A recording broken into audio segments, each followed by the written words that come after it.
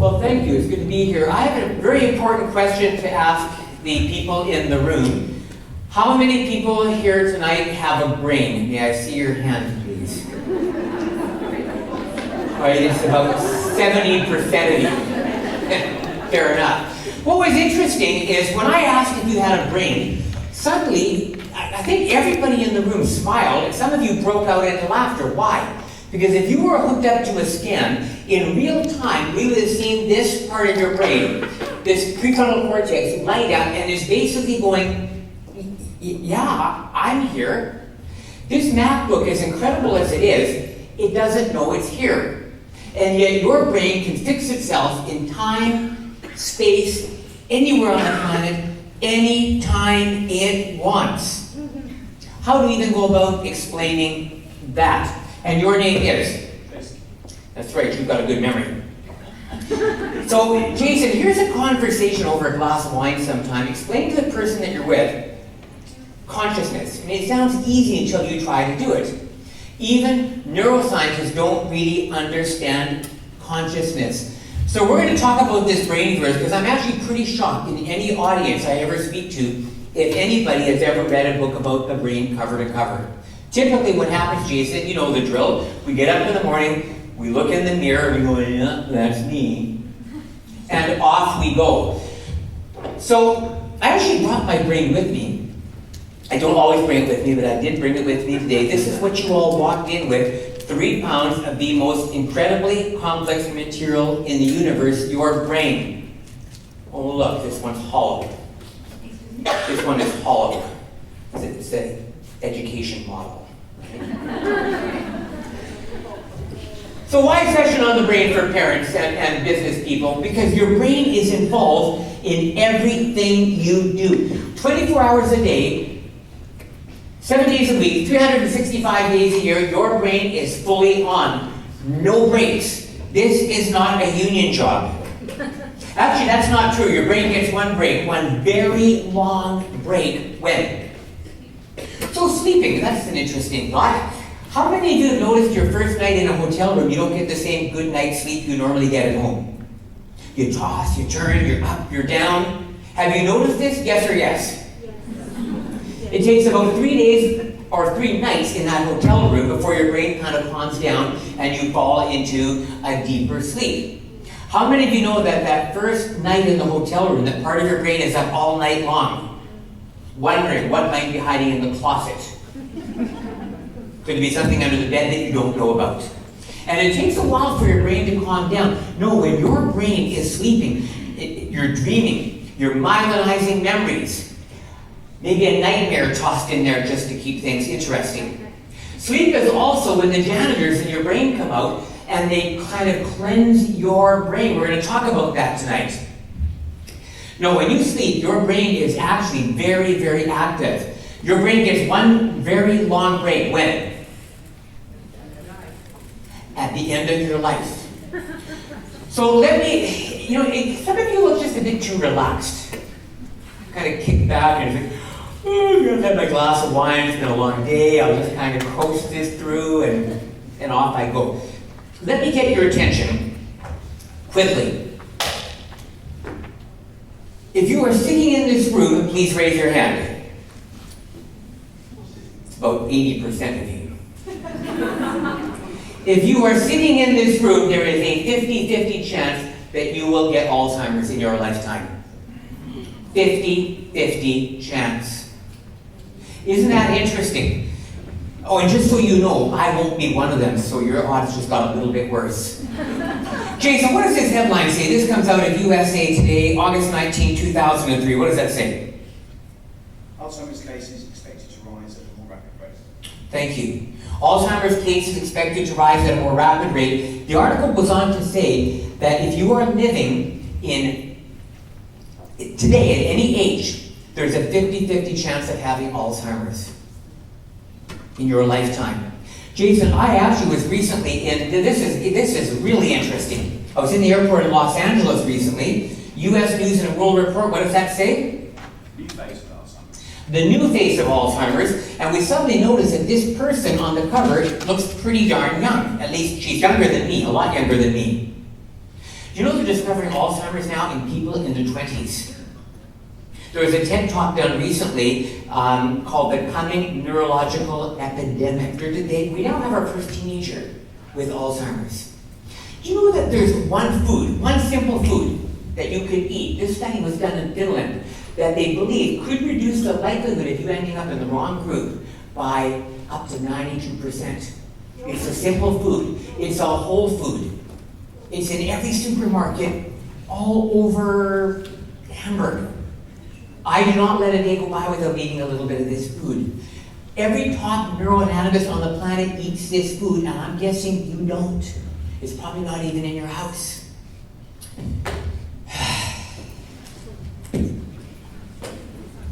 Moving along.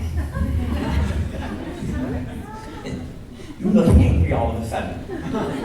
No, I'll tell you what the food is. But this is why my real goal for you tonight is, this is going to be like about a 90-minute talk. Slightly less than 90 minutes. We'll finish at 8:30 no matter what.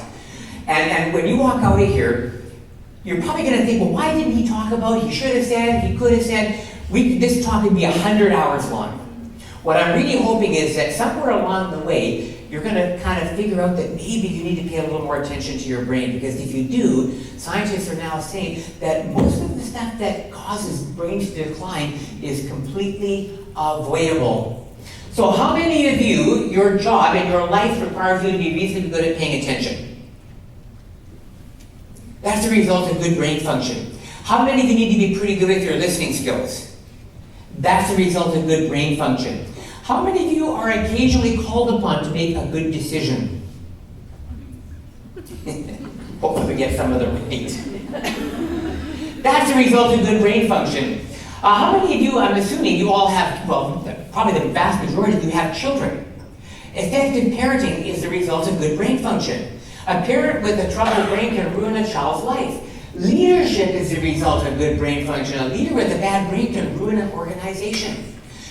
The brain is involved in problem solving, in pattern recognition, in every aspect of your life. And most people give very little detailed thought to how their brains are doing. How would you like to walk out of here tonight with pretty certain that you won't get Alzheimer's, and that your brain will age beautifully like a fine red Bordeaux for the rest of your life? Yes or yes?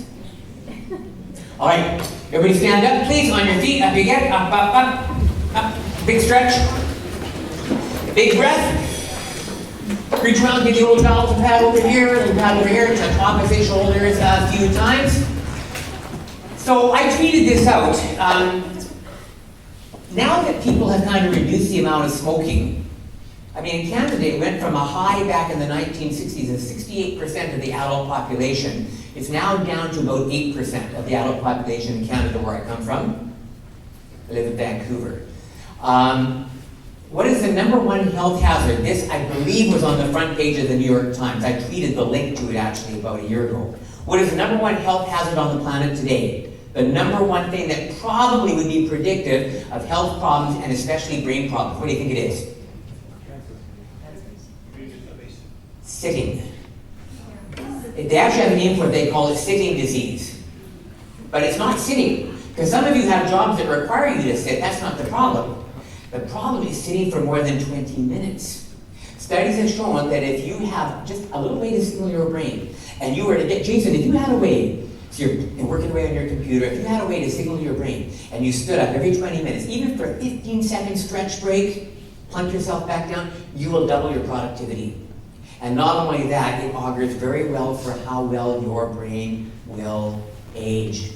While we're on our feet, often wherever I go, people say, Terry, my memory is falling apart. How many of you notice your memory's not quite as good as it used to be? The reason you think your memory is falling apart is because your memory is falling apart. It's not your imagination.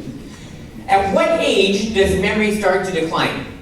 So you get born and your memory starts going, and at what age does it start to go down? Age 20. Does your memory have to start going down at age 20? And the way to remember this is this. Iron rusts with time. Does time cause iron to rust? No, if you keep it indoors and dry, it'll probably last forever. There's a correlation, but they're not causal. People's brains fall apart and memory declines with time. Does time cause that to happen? Not necessarily. Not if you're paying attention. So how would you like to improve your memory by 10% instantly? You read a book, you're going to remember 10% more. You have a conversation, 10% more. You study, your kids study their lessons at home, 10% more. Would that be a good deal, yes or yes? I can teach you in 1 second. In fact, I already have.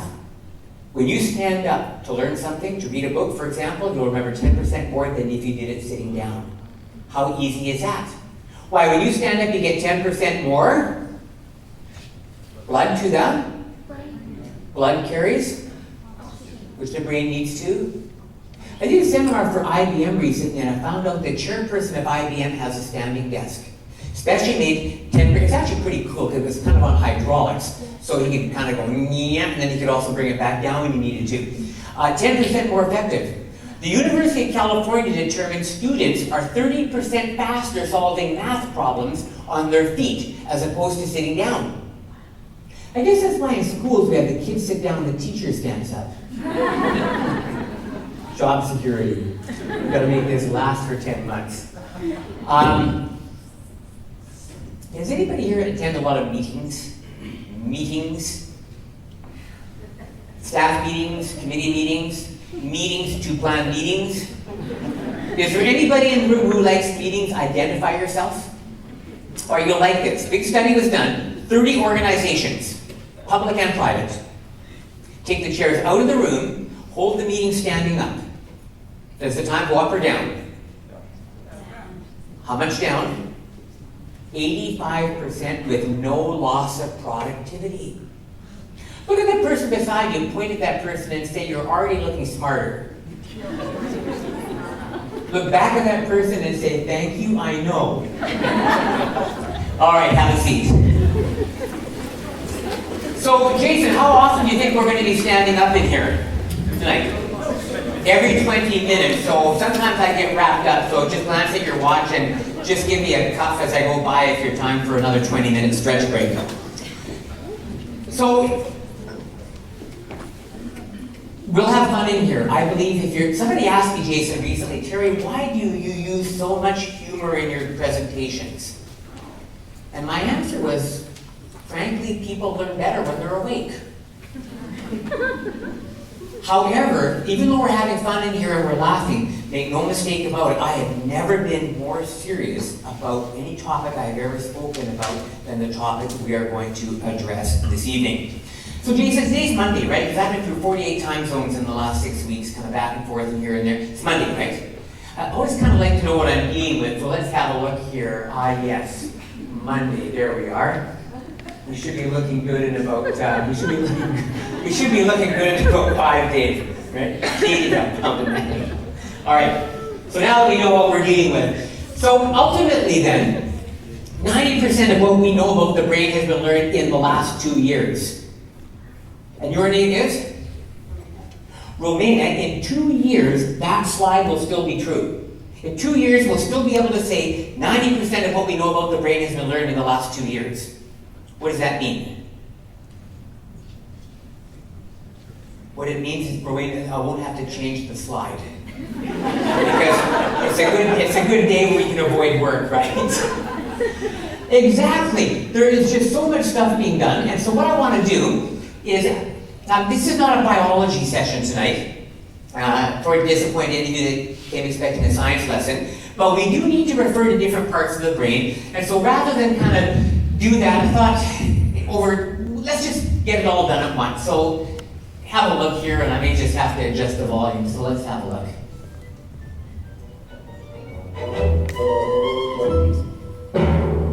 And now, the parts of the brain performed by the brain. Yes. Neocortex, frontal lobe, brainstem, hippocampus, neural node, right hemisphere, pons and cortex, visual, brainstem, brainstem, Sylvian Fisher pineal, left hemisphere. Cerebellum left, cerebellum right. Synapse hypothalamus, striatum dendrite.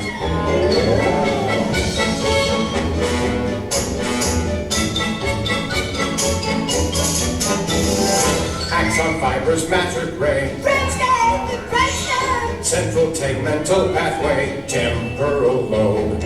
White core matter, forebrain skull. brainstem, brainstem, Central fissure, cord spinal, parietal.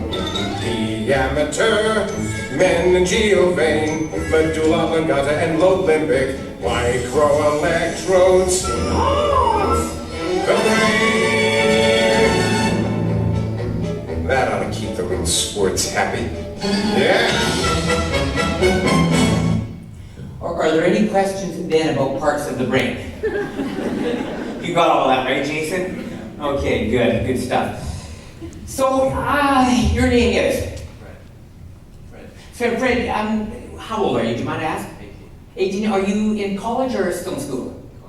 You're in college, so you just finished up recently then? You're still at this building? But okay. So here's a question, not just for Fred, but for everybody in the room. Why do you go to school? For fun. Yeah, most people wouldn't admit that, Fred. Let's add one more thing to the list. You go to school to grow connections between your brain cells. This is the greatest discovery probably in the last 1,000 years about your brain. Is, Fred, when you learn something new, because the fact is you forgot a lot of the stuff you learned in school. And a lot of the stuff you learn will be out of date very quickly. But ultimately, what you're looking at is not an artist's rendition. That is an actual photograph, Fred, and every thread represents something that that person has learned. This is why it's so important for adults to keep learning on and on. And your name is? Nicola. Now you strike me as somebody that has a really good brain. Is that true? Yes. This means yes. Yes. Yes, okay. And that's good, except it's not. Because one of the challenges with somebody with a good brain is you get good at life. You're good at life. You figured out what works and what doesn't work.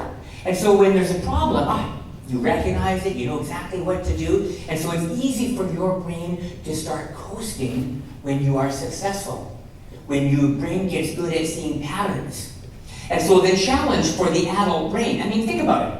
What kind of a person would come tonight to a session on the brain? People with good brains. And that's good, except it's not. One of the challenges that you will have as a person, as an adult with an aging brain that is good, is to find ways. So you might have to learn to play the violin, because you've always wanted to do that. You might have to learn how to fix helicopters, because you thought that might be kind of cool. Or maybe you learn to make beautiful Tuscan-style red wines, because you've always wanted to, but you never quite had the time. And so I'm going to tell you, one of the biggest challenges you will have as an adult is to find ways to continue challenging your brain, because as soon as your brain starts to coast, it could very well start to unravel. All these connections scientists call neural reserves.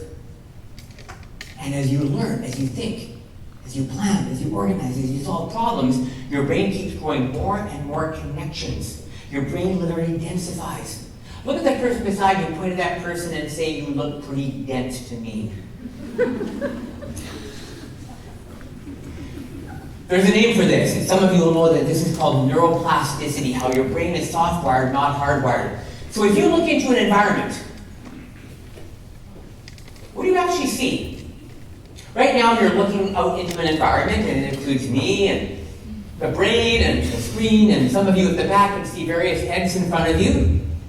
When you actually look out into an environment, what do you see? By the way, what do you see with? My eyes. What do you see with? You actually see with your brain. Counterintuitively, it's this little patch at the back here called the occipital lobe. Why don't you say that out loud, occipital lobe? Say it again out loud, occipital lobe. Let's do a little learning sidebar. By saying the word occipital lobe out loud, did your memory go up or down? How much up? 400%. If you just hear it in your head, is that the same thing? No, it's got to be out of your mouth, back through your ears. When your kids are studying, if they study their vocabulary, for example, out loud, they've got a 4 times better chance of remembering it. If I say Fred's name back to him, immediately when I hear it, I've got a 4 times better chance of remembering it. Does this ever happen to anybody in the room? You're at a party, and you shovel some, up comes Fred, and it's, I'm Fred, and your name is? Klaus. And then you turn away, you shovel some food on your paper plate, you turn around, and he's still there. It's like, you thought he would have shuffled on, right? But he's still there. And now Jens comes up and you got to make an introduction. And then you get to go, I'm sorry, I forgot your name. No, you didn't, Klaus. You never learned it in the first place to forget it. Don't flatter yourself. There's some dignity in forgetting. Most people actually never get to that point. So if you actually use, one of the things that I'm talking to UBS tomorrow in a leadership conference, and one of the things I'm going to tell them is leadership starts with the ability to remember people's names. I mean, if you can't remember people's names, good luck trying to attract a following as a leader. If you got in the habit, Klaus, whenever you meet somebody, of simply not saying your name until you say their name back. So you say, I'm Klaus, and I say, well, Klaus, it's nice to meet you, my name's Terry. That sounds very natural, doesn't it? What he doesn't know is I'm really just kind of fabricating an excuse to say his name back. That's why looking at the brain, reading about the brain, when I say read a book about the brain, don't think about the biology textbooks you read. The stuff that's being written now is cutting edge, it's interesting. There's a lot of recommendations on my website. You'll find that it enhances your life in all kinds of interesting ways. You see what you're looking for. You see what is in your mind's eye. Cognitive psychologists say you don't see the world as it is, you see the world as you are. Brains ultimately see what they are looking for. Clearly, somebody in this room murdered Lord Smythe, who, at precisely 3:34 this afternoon, was brutally bludgeoned to death with a blunt instrument. I want each of you to tell me your whereabouts at precisely the time that this dastardly deed took place. I was polishing the brass in the master bedroom. I was buttering his lordship's scones below stairs, sir. I was planting my petunias in the potting shed. Constable, arrest Lady Smythe. But how did you know? Madam, as any horticulturist will tell you, one does not plant petunias until May is out. Take her away. It's just a matter of observation. The real question is, how observant were you?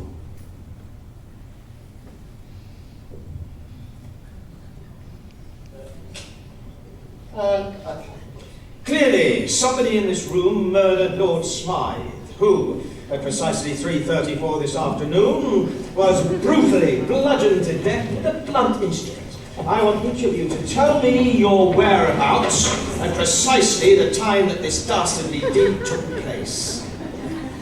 I was polishing the brass in the master bedroom. I was buttering his lordship's scones below stairs, sir.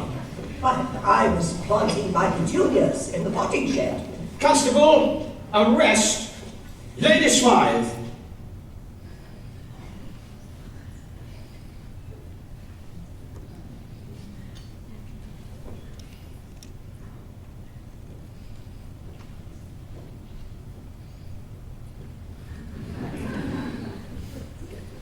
Andreas, I probably don't have to ask this question, but just for the record, we should put it in the minutes. Did anybody in the room miss any of the 21 changes? We should actually ask the question backwards. Did anybody get any of the 21 changes? How many did you get, Jason? Not many. Not many, which is a nice way of saying 0. They changed the dead body. It was like a whole different dead body. And ultimately, Jason, your brain did what your brain does best. Your brain saw what it was looking for. Who murdered Lord Smythe? As soon as your brain focused on that, everything else became invisible. See, here's what I've come to believe. I'll bet you there are at least 200 things every day that you could do for your brain. You could do this or that. But you don't even see it. Unless you're looking for ways to improve your brain, you won't even see them. And so tonight I'm going to give you lots of things you can do, lots of things to look for. I'll give you an example again. As I was in Rio de Janeiro last week, and I had about 15 minutes to wait. And I just thought, I'll just watch and see who uses the stairs and who uses the elevator. Which would be better for your brain? Massively the stairs. Yes, whatever's good for the heart is good for the brain. So I saw about 25 people come in, and I thought, okay, fair enough. If they're carrying heavy suitcases, they're going to use the elevator. I mean, most of us would. But if they just come waltzing in, with just nothing, I thought I'll just watch and see now who's awake and who's going to do something for the brain. So about 25 people. How many people do you think took the stairs? 0. Resilience. No, see, I don't think it'd be much different in Germany, actually. I think Germans might have got 3 or 4 at the most. You try this out. Just next time you're at the mall again, you don't want to go to the shoe store anyway, right? Just stay by the escalator and watch how many people go up the escalator and how many people use the stairs. And then this really gets me. They get on the escalator and then they stop. In the airport of Frankfurt, they got these big, long, moving sidewalks. People get on the sidewalk and then they just stop. And then they, I'm just thinking, well, at least walk while you're on the moving sidewalk. It'd be a lot better for your brain. So again, my point, if you're not looking for things to do for your brain, you're probably not going to see them. And again, if you've never read a book about the brain, I'll make some recommendations. I'll hang around and have a glass of wine with you afterwards, and you can ask me about recommendations that you might have. There are so many great things. Jason, I think we're due for our 20-minute up. You get everybody, big stretch and big breath. Take your right hand and put it on your left shoulder. Take your left hand and grab your nose. Now, when I say switch, you're going to switch as fast as you can. You might want to put the pen down. All right. Switch. Switch, switch, switch, switch, switch, switch, switch, switch, switch. Now just stop. How many of you feel more alert than you did 30 seconds ago? Let's talk about it. Andreas, I'm going to use the technical term. How many people in the room ever experienced brain fog? Brain fog. I never have to explain brain fog. They go, I know what that is. Yeah, your brain gets kind of foggy. So the fastest way to deal with that, let's talk about it. You stood up, brain stayed up or down? Up. What we were doing was pretty silly. So you laughed a little bit, brain stayed up or down? Big time up. In addition, your left cortex controls all your right body parts. And right cortex, opposite. So take your right hand and touch your right knee. Where was that done? Left. Those of you that have studied brain gym, you'll know this comes right out of brain gym. Take your right hand now and bring it across and give yourself a pat over here. Now that's a lot harder for a brain to do. The two brains have to talk to each other. Information has to move quickly back and forth across the corpus callosum. Jason, when you stand up for your 20-minute brain break, not 20-minute long break, but every 20 minutes for maybe 15 seconds, if you were to do briskly some cross laterals, you will get an extra boost, even up to double the attention density over the next 20-minute cycle. I wouldn't be doing this at the bus stop or anything, but in your office is probably okay. All right, plug yourself down. Most people live, Fred, with a very small picture of what their brain is capable of. One of the things that's, I think, great about learning about the brain and studying about the brain is it changes the way your brain thinks about itself. Because here's the thing.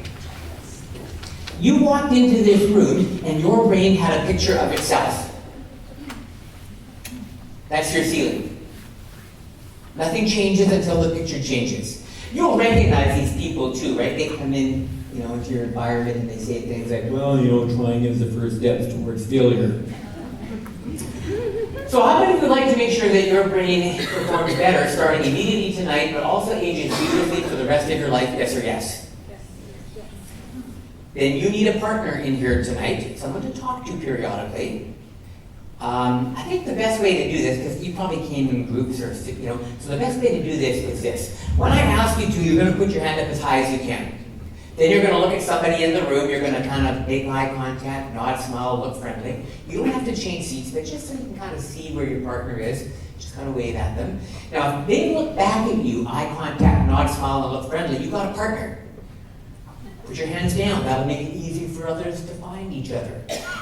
If you look at somebody, eye contact, nod, smile, look friendly, and they ignore you, keep looking. That's how it works everywhere, apparently. So, quickly, find a partner and then put your hand down. Go find a partner fast as you can.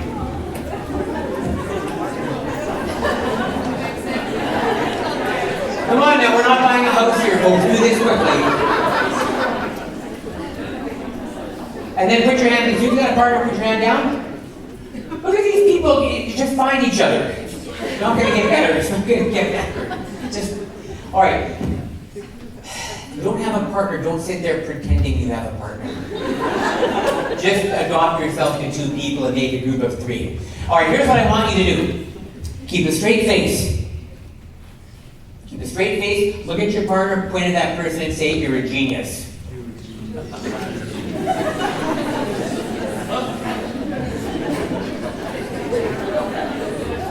So, I'm wondering what part of keep a straight face we didn't understand here. Now, remember, there's only one person in the room who can see everybody, and that's me.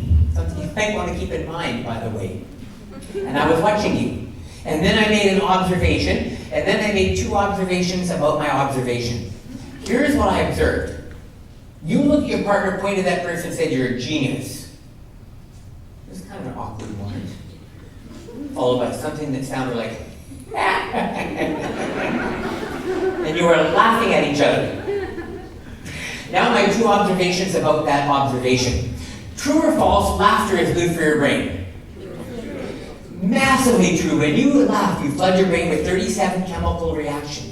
It does everything from improve your immune system. It accelerates your learning. It's the #1 memory encoder on the planet. Now, Jason, you probably knew this. Let's put it to the group as a question. I just learned this recently.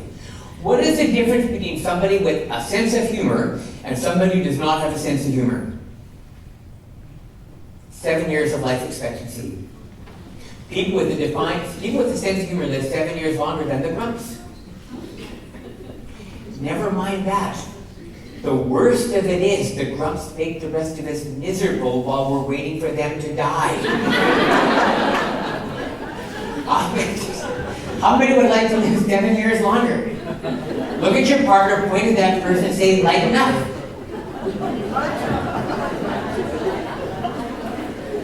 Learning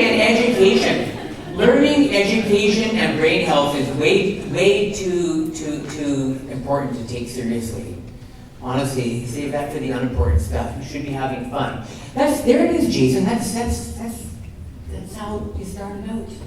Genius. What happened to you? Same thing as me. Pounded down by life. See, I think everybody name a genius. First genius comes to mind is 95% of people will in fact say Albert Einstein. Oh, by the way, before I do that, just on the idea of laughter. Because when you look at your partner and say you're a genius, the fact that you laughed, anytime you laugh is a good thing. Consider, neuroscience says humor helps your brain process information more effectively, stimulate problem-solving abilities, and develop abstract reasoning powers. I used to work as a school counselor, and I found that usually when they came to my office, things were bad. Like, the cart had gone off the road. What I found is that families that could deal with it with a sense of humor got through it a lot faster than families where there wasn't a sense of humor. When there was a dynamic of humor, it didn't mean that the parents didn't think it was important. Obviously, if somebody is not doing well in whatever, But families that were able to display a sense of humor, I found they got through their problem in 10% of the time that it took other families to get through the same problem, if in fact those families even got through the problem. Here's why. I mean, Loma Linda University found that it lowers your cholesterol levels. I'll just let you read the rest of those. All with a laugh. So here's my question. How many times did you laugh today? A 5-year-old child laughs 400 times per day, and an adult on average laughs 7 times per day. So here's my question. Where did the other 393 laughs go? What does that ultimately do for your brain? And, you know what's interesting? You know what they found? They found that most of the laughs that adults get are not from jokes or sitcoms. Most of the laughs come from just being with other people. So Klaus, how are you doing today? There's nothing funny about that. But there's just something about brains being delighted to be in the company of another person. What do people spend more and more time doing these days? It's almost shocking in the airport, Jens, you're in there a fair bit. It's almost shocking when you see somebody looking out into life. Everybody's doing this. I'll tell you, you as parents, Google these 2 words, digital dementia. Digital dementia, and you will be shocked at what you read. I mean, they're finding now that kids, teenagers are spending so much time on their screens, they're exhibiting dementia-like symptoms that would be reserved for somebody with advanced Alzheimer's.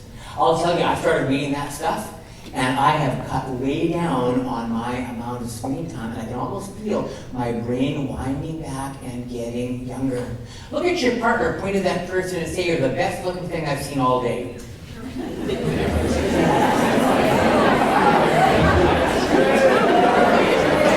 All right, so you're going to find this interesting. So you notice, in this case, the laughs as we get older are going up or down. You know what's interesting? Though, if you follow the research, when people become seniors, usually the laughter starts to go up again. So you can kind of make it through, all this business stuff.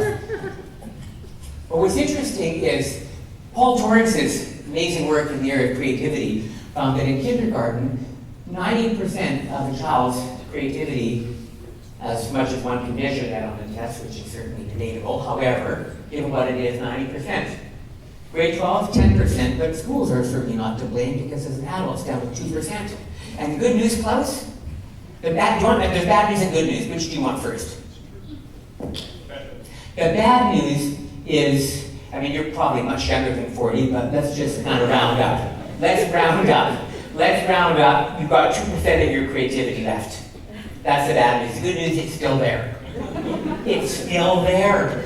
Andreas, we talked about this in the office prior to. Klaus, if you just tear yourself off the computer and go for a walk in the park. No Germans, I come from British Columbia. We get lots of German tourists, and they're up there marching through the woods and chasing bears, and we love the German tourists because there's just hail and hardy, and they just love being in the outdoors. So I know German people, and not all of you are German, of course, I know that. But if you just got out more outside, and you got off the smartphone, and you just spent a little more time by yourself, with nobody else around, you would find that a lot of this, in fact, starts to come back. Look at your partner, point at that person, and say, genius. So we said Albert Einstein. What was Albert Einstein good at? So here's what I think happened. I think at some point, you had a lucid moment. And you thought, genius equals Albert Einstein. That's right. Genius equals Albert Einstein. Equals being good at math. Equals me not being good at math. Equals me not being a genius. Thank you very much.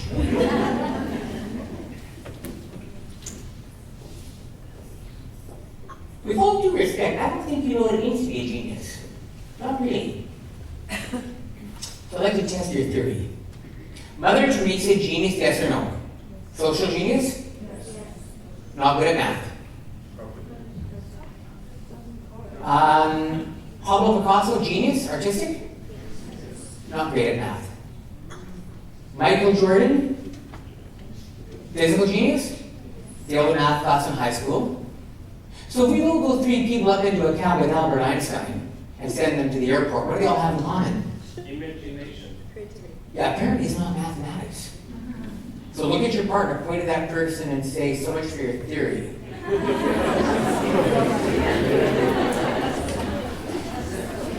William James said it best.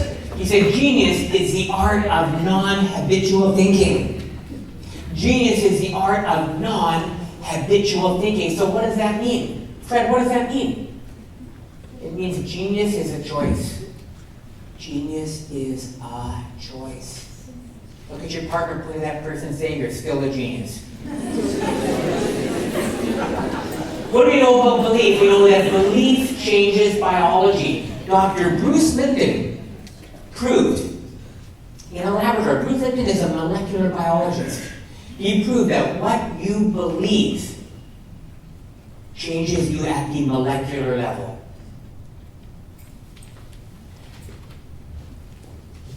That just changed your job description as a parent, as a teacher, as a leader. His book, The Biology of Belief, by the way, got Science Book of the Year. At first they weren't so sure. Now he's considered a hero, a scientific pioneer. Belief changes biology. When you take your finger like this, put it as high as you can. Plant it on the side of your head. Turn to your partner and say, this is interesting.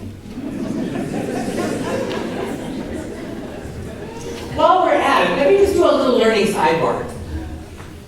Is there anybody in this room that's skeptical? You kind of consider yourself to be skeptical, so Klaus. You know what? That's good. However, you have to earn the right to be skeptical. It's okay to say, I don't know. It's okay to go, I'm not sure. But in my Canadian humble opinion, I don't know you obviously, so we're just flying blind here. But you may or may not be, you gotta do the work. You don't just get to be a skeptic. You gotta actually know something and have done some real serious work and then be skeptical. So let me let you all in on one of the greatest kept secrets on the internet. So let's just say I say something like, well, if you hang out with people, if you have more face-to-face time with people, that's really good for your brain. And Klaus goes, I don't know about that, I'm skeptical. Well, if you've never thought about it before, you don't have the right to be skeptical. Frankly, you haven't done the work. You can just say, I don't believe you, or I don't know, that's fine, but to be a true skeptic, you've got to actually have done the work ahead of time. So Klaus thinks, okay, I'm going to fact check Jerry. In fact, if you got your phone on here, you can do this tonight in real time at any point you want. It's fine by me. I worked really hard. 90% of what we know about the brain has been learned in the last 2 years. So some of the stuff I tell you might be wrong. It might have been true a week ago, and it's already changed. So if you wanted to know something about people and the brain, what would you do? Where would you look? What would you do? Up on your computer, where would you look? You would Google it. And so what happens is, a whole bunch of stuff comes up, including people trying to sell you things, which is fine. I don't blame people for doing that. But what if you were to go to googlescholar.com? And you just go to Google and type in Google Scholar, and then the correct URL will come up. And then when you type your question into that sub-search engine, you get all peer-reviewed studies that have been, names like London School of Economics and Harvard and the University of Paris and Stanford and the University of Toronto, and all peer-reviewed studies. So the only stuff that comes through Google Scholar is stuff that at least has been vetted in an academic sense. This is interesting. So what happened is this, Andreas, this happened right after our talk that you attended that I gave at the ECIS conference. I said something, and there was a woman there from the University of Trondheim. I love Norwegian people, and this lady from the University of Trondheim was a professor of education. And so she sent me an email that was, you said, basically saying, I don't think there's any merit in that, you shouldn't be saying that. But she didn't ask a question. So I kind of took what she said and I put it into a question. I emailed back and said, is this your question? She emailed me back and said, yes. I typed it into googlescholar.com. I got 58,000 hits in less than 1 second. I copied the URL, I pasted it into the return email, and said if you've got any extra time on the weekend and would like to do some reading, this might keep you busy for a while. I never got a response back. But honestly, for your kids at school and for your own, so Klaus, whenever you feel the urge to be skeptical, just put it into googlescholar.com, and what's really great is you'll get both sides of it. Because, I mean, it's never, ever, always cut and dried. Look at your partner, point at that person and say, genius. And genius is the art of non-habitual thinking. So how does your brain actually work? Most people have never actually given it much thought. In one day, your brain generates more electrical impulses than all of the combined. How many of you have kids at this school or another school? My gentle suggestion, my encouragement is start a conversation in your house about the brain. Make it part of the dinner table discussion. Honestly, you'll find pretty soon your kids are leading the way. When I talk to students, and I talk to students all over the world, when I talk about the brain, you can hear a pin drop. Because the brain loves talking about itself. So, I mean, you're laughing, you know, but I mean, I used to think, you know, the brain was the most important part of the body, and then I thought, well, what's telling me that anyway? So talk to your kids about this, get them involved because they'll be absolutely fascinated. Again, 90% of what we know about the brain has been learned in the last 2 years. Research is just pouring in from all kinds of areas. What's really interesting is now the quantum physicists are weighing into the debate. Oh, Klaus, you'll like this. This will give you a whole bunch more things to be skeptical about. This will keep you busy for the next 40 years. The quantum physicists are weighing in, and now they're fighting with the biologists. Because the biologists are saying one thing, and the quantum physicists are saying another thing, and it's just getting so incredibly interesting. But what's really interesting is they're having a debate in language that you and I can relate to, that we can understand, that we can benefit from. There's a name for it, it's called the neuro revolution. Used to be, Klaus, that you had to die. Then they would do a neuroautopsy, and they go, well, that's why he was the way he was. But at that point, the information is not helpful to you. Now, in real time, they can hook you up to a scan, and from a very young age, follow you through your life. What does Klaus's brain look like when he's tired? What does his brain look like when he's curious? What does his brain look like when he's skeptical? And more importantly, now this is the direction I want to go, Klaus. How does your brain look today compared to 10 years ago? Is it better? Is it worse? And on it goes. Look at your partner, point at that person and say, genius. So here's something interesting. For the first time ever this year, remember thinking. Thinking is a process of electrical chemical reaction. It takes place across a rich tapestry of connections in your brain. Your thoughts are physical. And your memories are encoded into the synaptic connections between your brain cells. If you're ever wondered why somebody with Alzheimer's will eventually forget who they are, it's because your memories physically exist within your brain cell, within your the connections between the brain cells. If the connection is severed, the memory goes with it. So with that in mind, quite excitingly, I think, for the first time ever, this year, in 2014, January of this year, the University of Tokyo recorded, for the first time, a brain having a thought.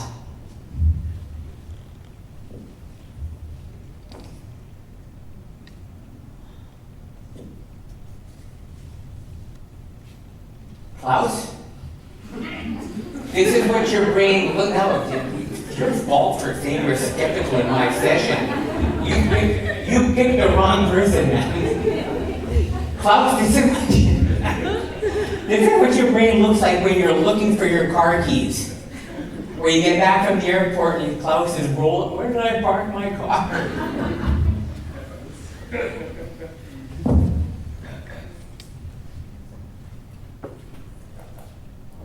Did you see the difference?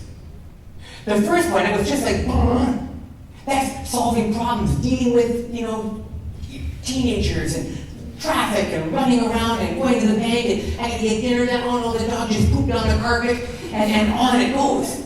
And then retirement. Suddenly it becomes easy to slow down and live in the past. I can't speak for Germany, but I do work for the insurance company in Canada. When people retire, the number of pension checks they actually collect is very small.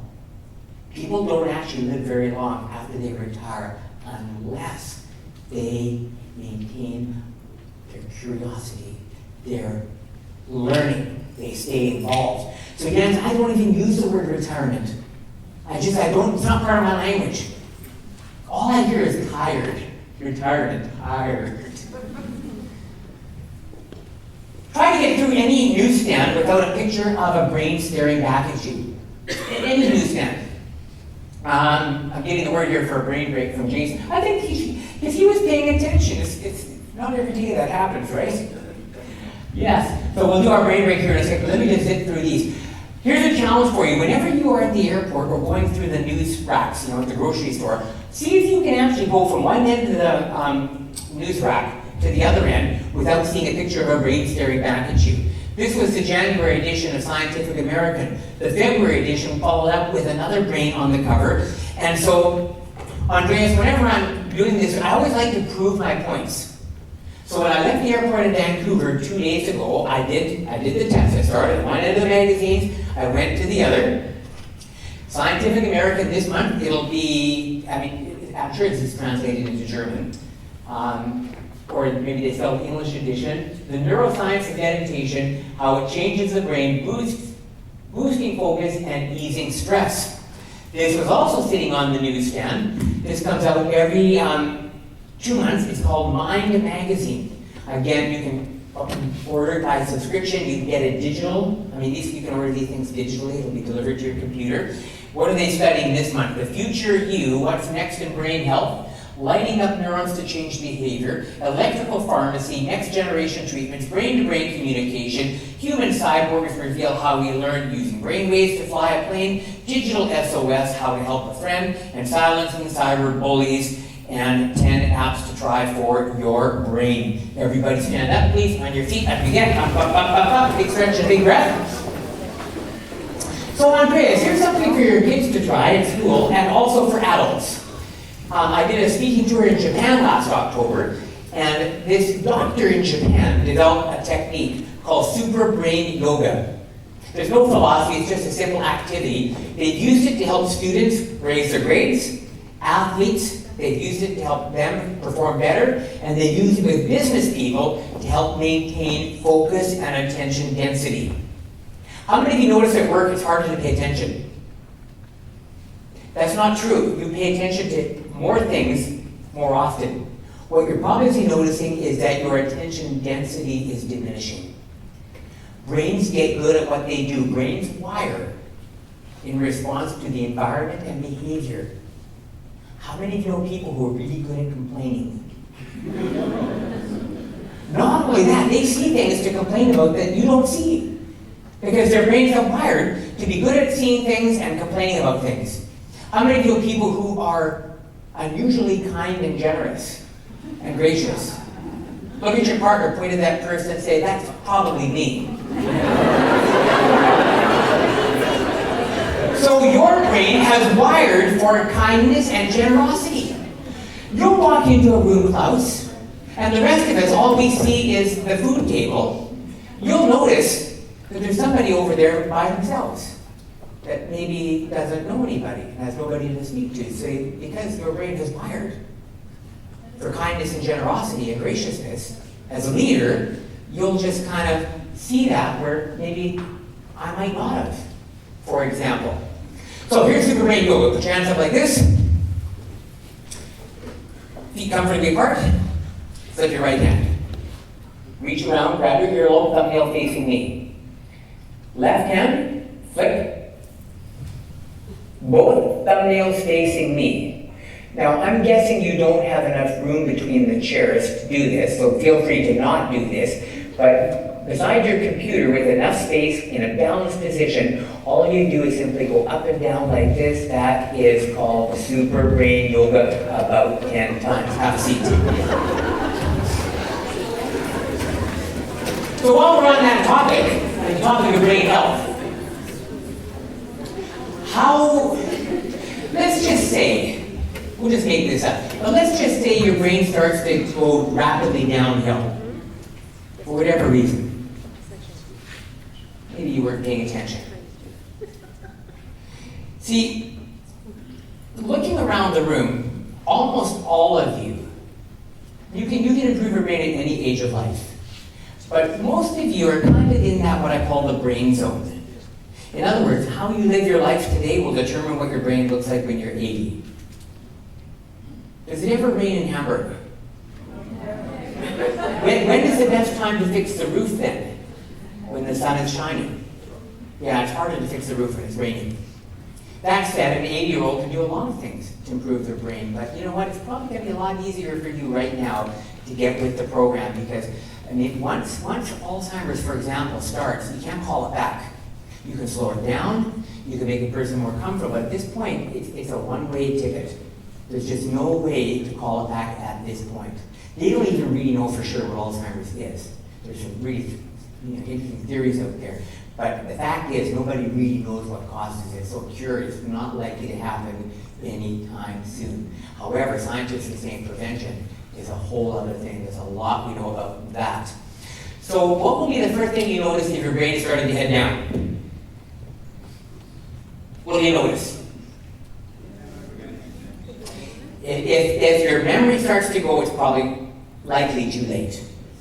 But keep in mind, now you're laughing, keep in mind, most of your memory problems are not memory problems, they're attention problems. The reason you can't find your car keys, you weren't paying attention when you put them down. So the fact that you can't find your car keys, you didn't forget where you put your car keys, you never knew in the first place. Because you were thinking about something else. You were thinking about who murdered Lord Smythe.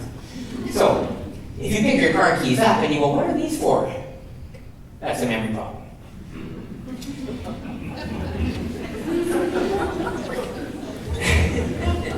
Is that sort of a nervous laughter I detect there, class? So what is the first thing you will notice what you'll notice is your balance.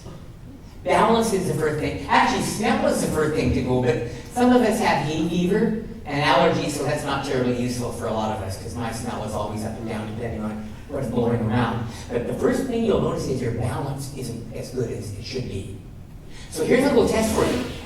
How long, if you were to stand, kind of maybe facing a wall or a mirror, with your arms folded, because you can't be doing this, and your eyes closed. So upright position, arms folded like this, with your eyes closed, how long should you be able to stand on one foot before you collapse? 1 minute per foot. Here's neuroplasticity in action. My guess is the first time that you do this, you won't get a minute. You might get 7 seconds. That's fine, don't worry about it. Brains get good at what they do. Balance is like a muscle. So don't sweat it. As if you do this, you kind of do this, okay, I'm gonna do this. And say, 7 seconds. Fine. Get on with your day. Do the other foot too, by the way. Tomorrow we'll go for 8. And then the next day go for 9. I did this. And with no time at all, you'll be well over a minute on each foot as you start to wire your brain again for being good at balance. Look at your partner, not smile, look excited and say 24 minutes to go. By the way, this might be a good time to do this.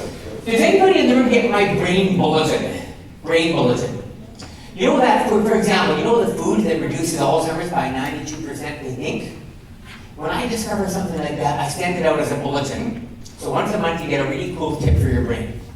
20 seconds to read, actionable, one thing you can do. It's actually, what I do at the end of the month, I think of all the things I read. What helped me the most? What helped me the most? Because I don't really care about you guys that much. It's really, no, just kidding. So then I think that really helped me, so I put that into a brain bulletin. If that's something you'd like to get, I'll send the clipboard around.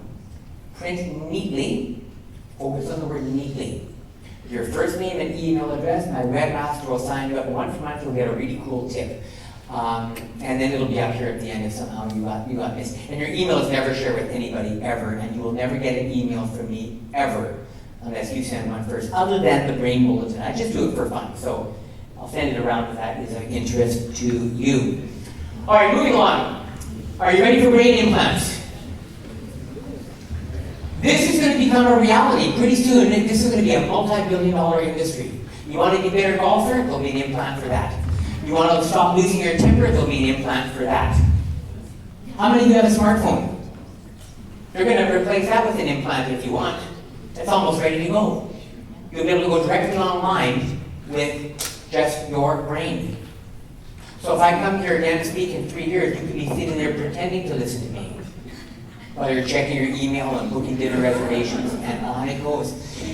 Why am I telling you this? Because this is the kind of thing I think as parents, as adults, that it would be kind of good to be talking about it before it becomes a reality. Because it's going to happen very, very quickly. Memories are encoded into the synaptic connections between your brain cells. You know that scientists, oh, by the way, just in case, just for the Klauses of the world, this is the future of brain implants. This was in the National, which is the main newspaper in the UAE. So that's there. Oh, by the way, just again, leaving Vancouver, the newspapers, no different than magazines. This whole page of the Golden Mail out of Toronto, your kid's brain on pot. And just how incredibly dumb and stupid and dangerous it is for teenagers to experiment with marijuana. It's actually pretty stupid for adults to do it too, but there's a big push to legalize this stuff, and neuroscientists are saying, hey, nobody asked us. You want to have a look at what it does inside the brain? And the whole article, you'll find it online. Just go to mail. In fact, I tweeted this. If you go to my Twitter link, you'll see the article. And this is the kind of thing I think that if you're looking for it, you're actually going to start to see. So I got a question for you. Why does magic fool your brain? Because your brain is wired to see what is essential, not what is real. Never assume that what you're looking at is real. Klaus? Reality does exist. If I drop this clicker, it will make a noise because it is real.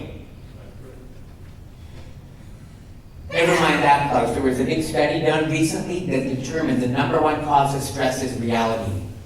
So it's actually good to our brains don't care much about it. Apparently it's quite stressful. No, your brain sees what is essential, not what is real. Brains see what they are looking for. Look at your partner, point at that person and say genius. Please have a look. Why does magic fool your brain? Because your brain is wired to see what is essential, not what is real. What I'm trying to kind of push you towards now is I want you to make. You see, you remember this, Jens, where at IMD we talked about the flashlight. How your brain has a flashlight attached to the brain. And the brain kind of sees what it's looking for in a dark room. And when the flashlight beam changes, it illuminates there, but then this part over here is not so easy to see. What I'm hoping for is that when you leave here tonight, part of what your brain deems to be essential, and part of what you see are things you can do for your brain. This is an awareness test. How many passes does the team in white make?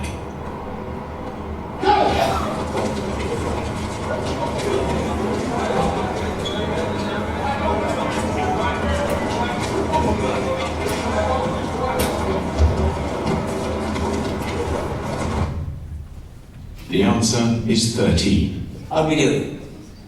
But did you see the moonwalking bear?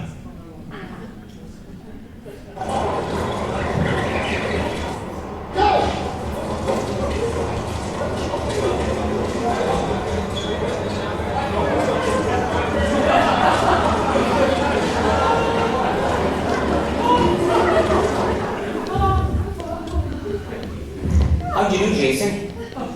Did you see the bear? How did you miss the moonwalking bear? But you had 2 chances because my jet lag brain hit the wrong button. You had 2 chances. How is it possible to miss a moonwalking bear that comes right across your field of vision? Because you weren't looking for it. How many of you have a lot of basketballs to count every day? Does anybody have too many emails? Too many pieces of paper? Too many details in your life? All of the above. And the thing is, those emails are important, those details are important, that's your life. You have to deal with those basketballs. But what I'm thinking is maybe there's a few moonwalking bears that we're missing. What do the moonwalking bears look like? Can't believe it. Melina, my kid came home in a police car on Saturday night. I didn't know he was doing that. I didn't see that coming. I was busy counting basketballs. I can't believe it. I just got back from the doctor. The doctor says my cholesterol is through the roof and I've got high blood pressure. It was fine 2 years ago. I didn't see that coming. I was busy counting basketballs. Suddenly, a relationship we care about just goes kaboom. Wow, I knew they weren't really happy, but I didn't think it had got to that point. I didn't see that coming. I was counting basketballs. That's moonwalking bear number 3. Suddenly, one of your key employees at work just quits on Friday. It's like, whoa, our vice president of marketing just quit. I knew she wasn't really happy, but now what are we going to do? May I suggest that there might be a 5th moonwalking bear? Your brain. I think there's a good chance. See, here's the thing. When you tell me you're busy, I believe you. We're the busiest generation ever. We become a human, we used to be human beings, we become human doings. And it's easy. Look at your partner, point at that person, say you're still a genius, it's okay. All right, I'm going to skip through a few slides here because I don't want to keep you too late, but I do want to get to some things that I think are really important. So you got one brain. Which brain do you want? See what we have here, this is a beautiful, gorgeous, full spectrum, everything functioning brain. 4 views of a beautiful brain. This is a brain in trouble. Which brain do you want? Never mind that. Here's a better question. Which brain do you have right now? Never mind that. Here's a better question. Which direction is your brain going? Because this is a very dynamic process. Suddenly I can see people concentrating. They're going, which brain am I? We can tell you. This is not you. If that was you, you would not have been able to find your way into the room. That brain's in tough shape. By the way, this is called SPECT imaging, and it measures kind of how your brain works and how blood moves around in your brain. There's some holes there, right? You see the holes? Are those really holes in your brain? No, they're called functional holes, which means the brain is still there, it's still alive, but it's gone offline. Anywhere you see a hole in the brain on the right, it's not functioning, and that's what makes SPECT imaging so valuable. It actually kind of shows how well your brain's working. So we know this is not you. Phew. We also know that this is not you. Well, how come? Well, we don't know for sure, but it's a numbers game. Jens, what do we know about success? Success leaves clues. You want to be a better golfer? Hang out with people who golf better than you. You want to be a better leader? Study some of the greats that have gone before you. They brought clues. You want to be a better parent? Look at parents who are a bit older, doing a great job. They draw clues for the rest of us to pick up. If you want a really good brain, find these beautifully successful brains and study what they do. And so the scientists did that. They thought, okay, we got to find these brains. Well, you're just kind of sitting here not doing anything. We'll scan your brain. And you, we'll take the whole row. In other words, you didn't know your brain was going to be scanned, because if you did, you'd smart enough. This was just random. Out of 3,000 brains that they grabbed off the street and scanned, how many of those beautiful, gorgeous brains do you think they found on the left? 7 out of 3,000. So the odds of you and me, probably not that great. When we flip that into an fMRI, we see the healthy brain and we see the brain that is struggling. Which brain is probably going to make the better leader, the better parent, better learner, and on it goes. What does that say? Everybody out loud?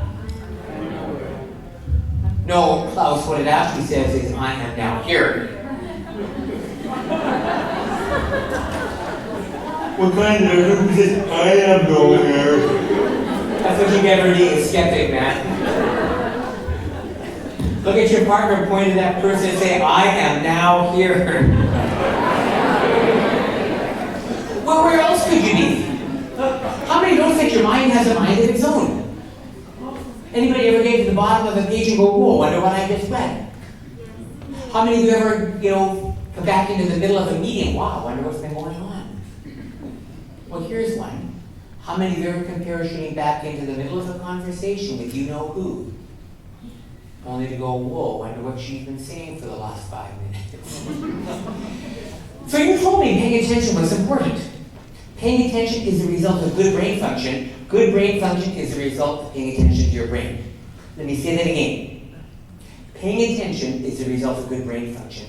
Good brain function is the result of paying attention to your brain. And most people, I don't think, are actually doing that. Look at your partner, point at that person and say, genius. So Vincent Ford and Ashley at University of California, he says that there are many things that can cause your brain to start to fall apart. However, he says there are 3 big ones. Frankly, Jason, if you get these 3 right, you have massively tilted yourself towards the right group. Vincent Ford and Ashley says that these are the sentinel risk factors to be careful of. Poor quality sleep, unpredictable stress, and a sedentary lifestyle are all very predictable of a brain that will not likely age very well. So let's take a look at these. Let's have a look at the first one, sleep. True or false, sleep is good for your brain? Napping is good for your brain? So if you add up, because we're looking at patterns here. I mean, if you have a few lousy nights sleep, because I don't know, something's going on maybe with one of the kids, they've got an issue with maybe being, not getting their homework done, or maybe you flew somewhere in a 9 hours time zone different like I am right now. You get a few days of bad sleep, that's not a problem. Scientists are saying, well, if this goes on month after year, that's a problem. So let's look at a year. If you add up all your minutes of sleep for the whole year and divide by 365, what 2 whole numbers should you fall between? 7 and 9. 7 and 9. Does anybody in the room besides me get less than 7 hours of sleep sometimes? What happens the next day after less than 7 hours of sleep? What happens? Tired, what else? Lack of concentration? Bad mood? Cranky? You can add one more thing to the list. The average person will eat 29% more calories the next day following less than 7 hours of sleep. Getting less than 7 hours of sleep on a yearly basis is highly predictive for weight gain. And it's actually more than just making bad food decisions by being cognitively tired. It also has to do with how the brain controls your metabolism. You take both your fingers like this, with them both on the side of your head, turn to your partner and say, this is really interesting. I mean, people, there's all these paleo diets and Miami diets and low this, fat, this diet, eat carrot diet, have all the cake you want diet, you name it.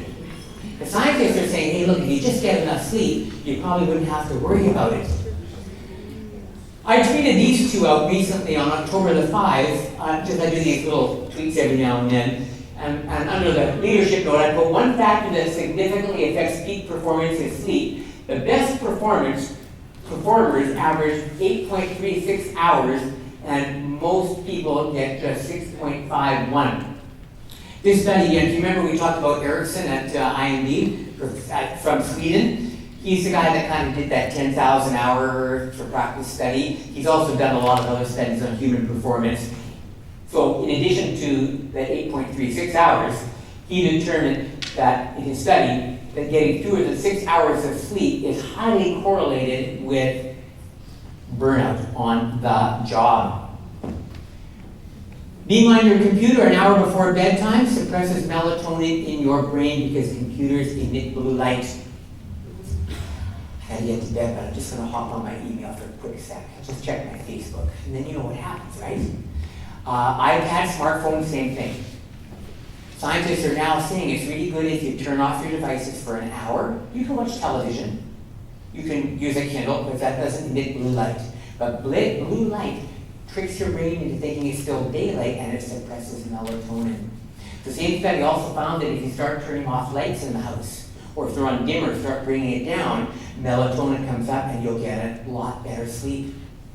Another study found that a quarter cup of pure cherry juice, just a quarter cup, a little bit of pure cherry juice, organic is always better, will add 45 minutes of quality sleep onto your night's rest. Cherry juice. When I say they're studying things, honestly, I think they're running out of things to study because they're finding a lot of interesting things. What we know for sure is that a lack of sleep increases stress. Stress increases cortisol. High levels of cortisol floating around in your brain not only makes you stupid in the moment, but over a long period of time, it can actually lead to cell death in the hippocampus. The hippocampus is the seat of your memory. If your memory starts to go, boy, I'll tell you, can your life be far behind?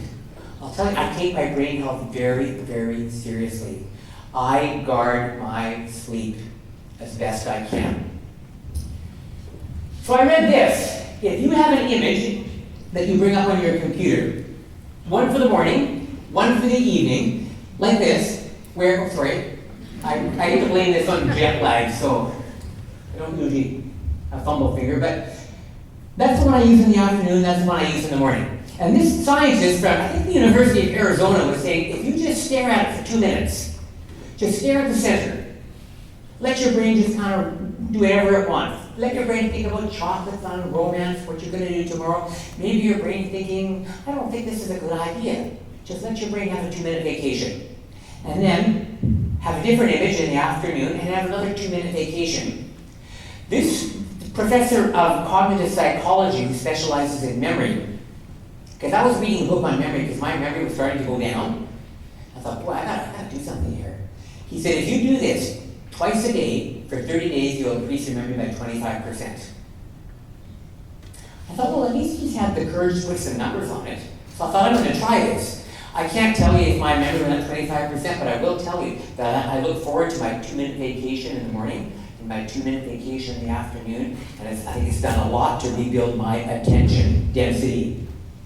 Lifting weights turns out to be very predictive of a good memory. You don't have to go to the gym. Having a simple set of light weights at your desk, Jason, you got maybe a couple of 15-pounders there.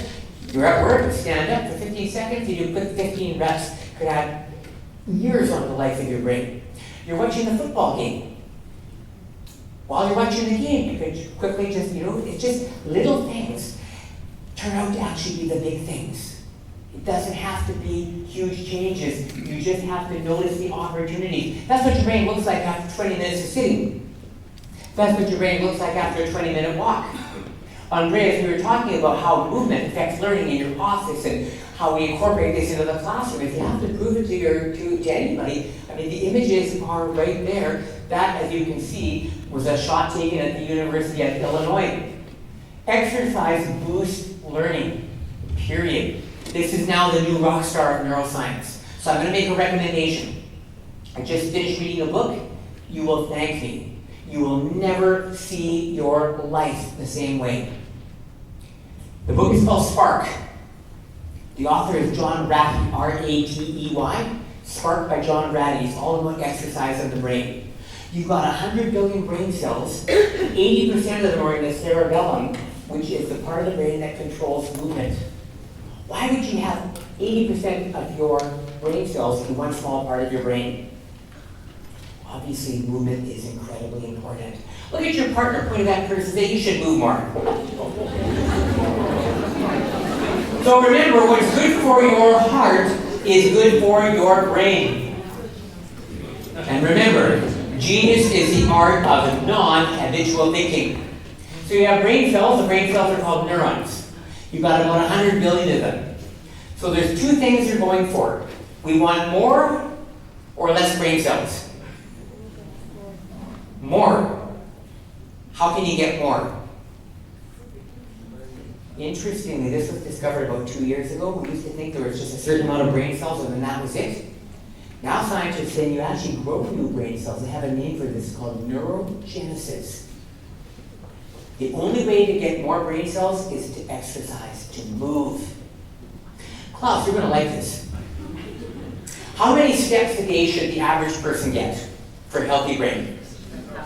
10,000. I mean, who knows how he came up with that? I mean, I'm with you on this, Klaus. I mean, but it sounds good. It gives us at least it's measurable. So how many of you get 10,000 steps a day? The average woman in Canada, I suspect Germany would be about the same, gets 8,600 a day. It's not bad, but you're missing 1,400 steps over a lifetime. That's a lot. Counterintuitive, men actually get more steps per day, 9,400. I think basically it's because we're avoiding work, right? If we stay in one place, they give us work to do. So we're just moving around the house looking busy. So I thought 10,000 steps a day. I wonder how Clyde came upstairs. And I said to Leslie, my wife, I said, how many steps a day do I get? She said, I don't know, just go buy a pedometer, which was sort of her way of saying, just go downstairs and stop bothering me. So I said, where would I get one? She said, go down to the sporting goods store. So I went down and lo and behold, I spent about €25 and I got a pedometer. You just throw it in your pocket, it measures the steps per day. My first day I was excited. I got like 9,800. I thought that's not bad. Next day it was like 10,100. I thought, hey.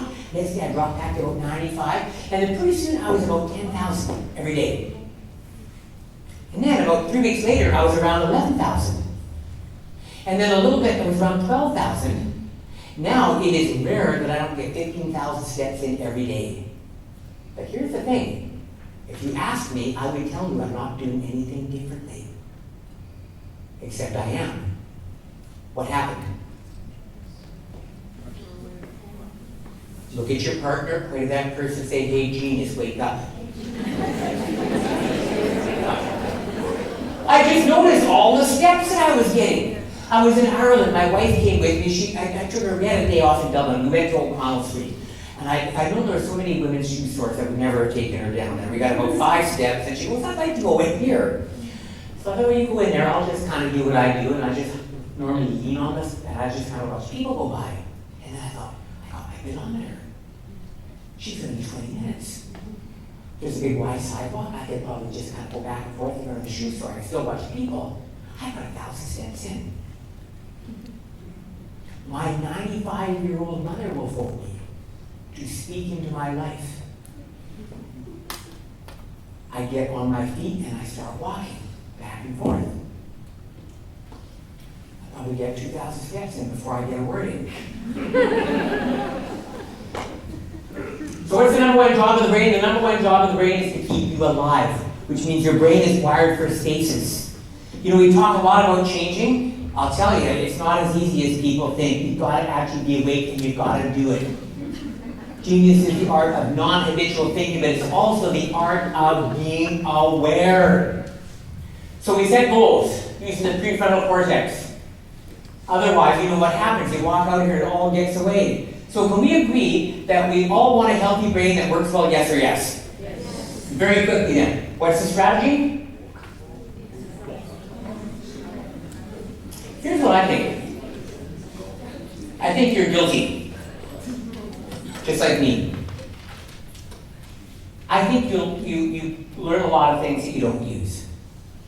And you stuff your head with a lot of knowledge that you never act on.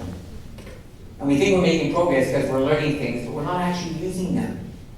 I'm probably the leader of that team, but I'm trying hard not to be. Genius is really about incorporating knowledge into your behavior. None of this stuff has any value unless it actually works. I go around, I talk to students about study skills and studying with the brain in mind, and I tell them the techniques don't work unless you use them. It has no value unless you actually put it into practice. That's what genius is all about. I don't have time for this, but if you ever want to know, Andreas, you probably know this whole neuroscientific explosion started with Dr. David Snowden when he studied the nuns. Maybe the next time I come, we'll talk about how this study happened, how fascinating it is. But in the meantime, if you want to go back and read the book, it's an older book, but I'll tell you, it's just as applicable today. It was a study done on these beautiful brains and then how they live their lives and what the rest of us could learn. So very quickly, I'm going to do, can I have you for another 4 minutes? 4 more minutes? Because I'd like to tell you the top 20 foods to eat for your brain. Because honestly, if you start adding these foods to your diet, you'll notice a big increase. You'll notice a big change. And what will that do? That hopefully will make you excited to learn more and do more. I think if you start little, the problem is you think too big. You think too big. Little steps add up over a long period of time. Most people just think too big and they get discouraged and they stop after 3 or 4 days. So when you look at healthy brains, there's really kind of 3 things, and I'm not going to have time to address the other 2 in full, but I would like to kind of would you like to know what neuroscience says are the quick, easy things you can do to change your diet? Not massively change it, because nobody wants that. If you try and just rearrange your whole diet, you won't do it. But if we just add a few things, suddenly some of the unhealthy stuff will drop away, because there's only so much you can do, right? So with that in mind, remember, what you think, what you say, what you do is always based upon what you know, and what you know might be wrong. True or false, you need to drink a lot of water. 250 millimeters of water for every 25 pounds that you weigh. Anything less than that, and your brain slows down. Why? Because between every connection, between every synapse and axon, there is a gap. What's the gap filled with? Neurochemicals, of which the main component is water. So if you don't drink at least 1 cup of 250 millimeters for every 13 kilograms that you weigh, or 25 English pounds, your brain slows down, but you also open up the door to Alzheimer's. I mean, if that's all you did, started drinking the right amount of water, you would notice your skin got better, your thinking got better, your sleeping would get better. I mean, it's just so easy to do. What does your brain burn for fuel? Close. What kind of sugar? You knew that. So you are allowed to be a skeptic. Good. In Klaus is actually, I rarely hear that. I think that should deserve some applause. Are you a doctor? Oh, okay, well, we're back to being a skeptic. Yeah, Klaus is absolutely right. So a little bit of fresh fruit is better. Fresh fruit is better, but if you're kind of in a hurry, a couple ounces of orange juice, you don't want too much because you don't want glucose levels to spike.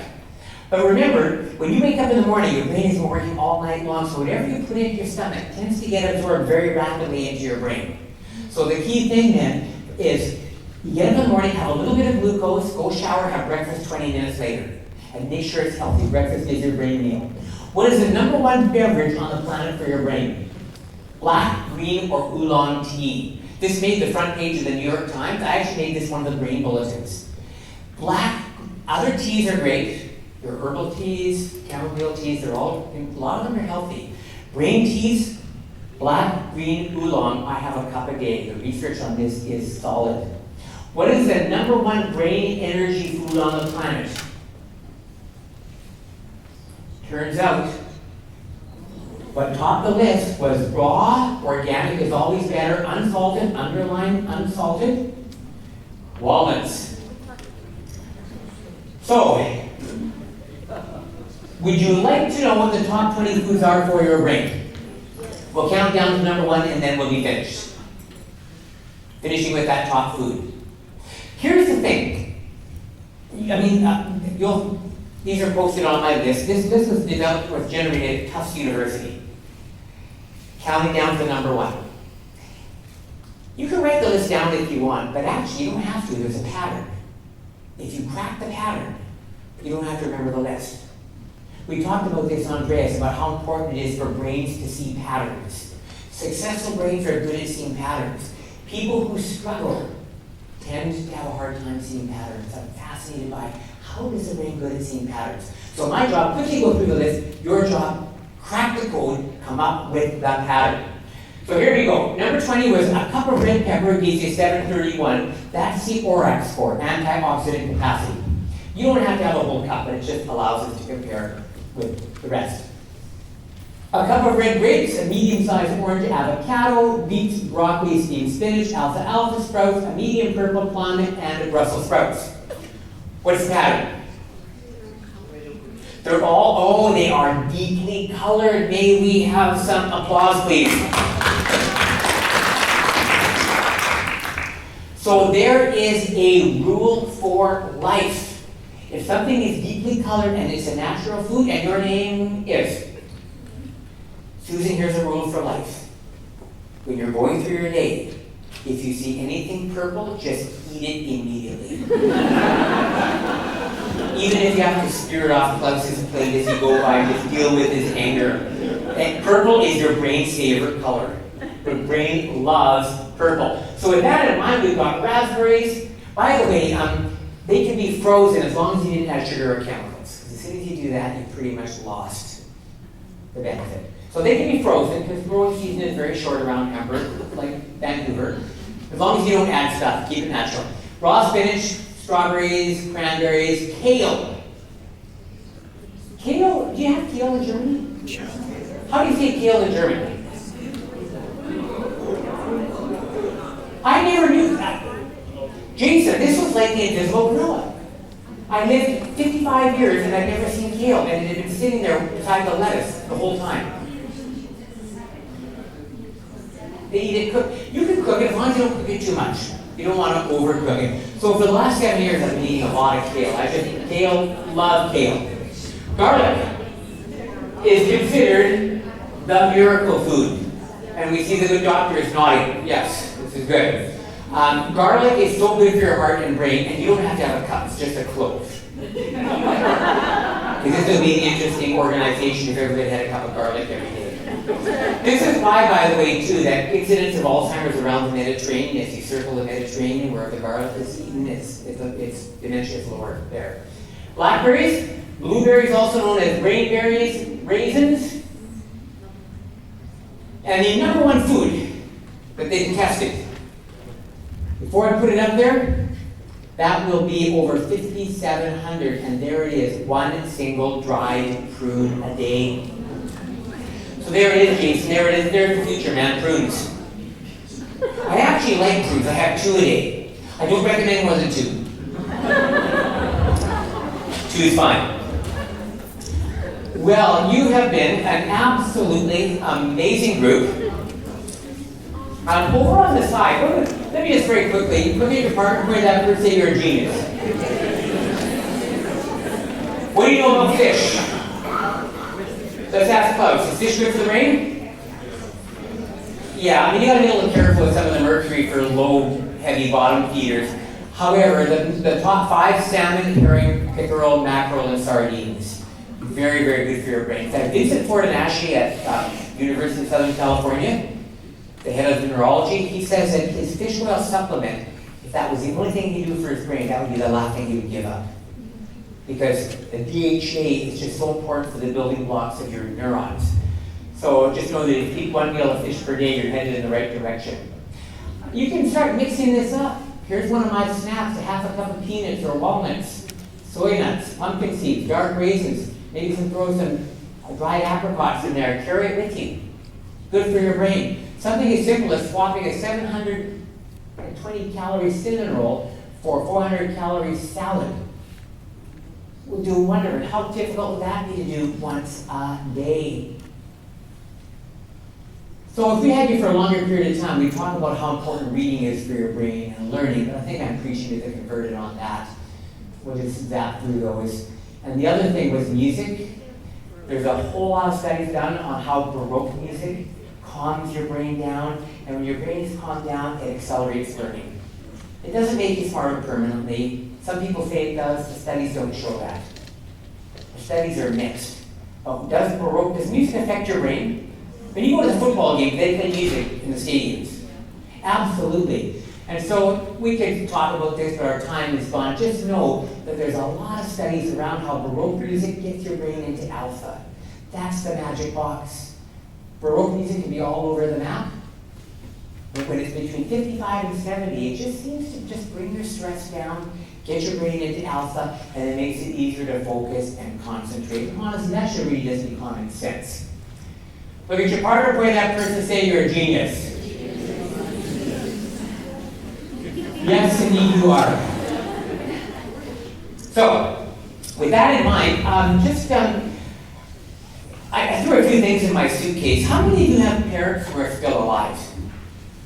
If your parents' brain started to go downhill, would that impact on your life? Talk to your parents about these things. When my mother was 82, we started getting her doing things. We started noticing things going wrong, and I'm not going to tell you it's perfect. It's not, but she's 95 now, and she's not doing too badly. And we think it's because we started helping her pay attention to her own brain. So I've got a black DVD here. That's called Brain Boosting Secrets. I've got a white DVD called How to Get Better Grades in School. This is not what I did tonight. This is some of what I did tonight. And so they're here to have a look at. This is for the kids to do well in school. This is for the adults to do well with their brains in life. And I did also throw in not a lot, but I threw in a few of the Baroque CDs from the Optimal Learning Institute that has music between 55 and 70. I was tired tonight. I mean, if you've looked at my schedule, you know I've been flying all over the place, and I was hoping that I would get a good boot, and you've been all of that and a lot more. So I'd like to thank you for that. A lot, actually. One last time, look at your partner, point at that person, and say, "Now I'm convinced you're a genius." I also would like to say, you know these events don't happen without a lot of planning and organization, none of which I had anything to do with, other than to try and get here on time and not be too tired. So when I look at the emails that I got from Jens and Andreas, they together compositely fill up like two whole screens of my computer. So I know that, I know you guys had help, but I know there was a lot of effort put in. So can we please thank them and the rest of the group.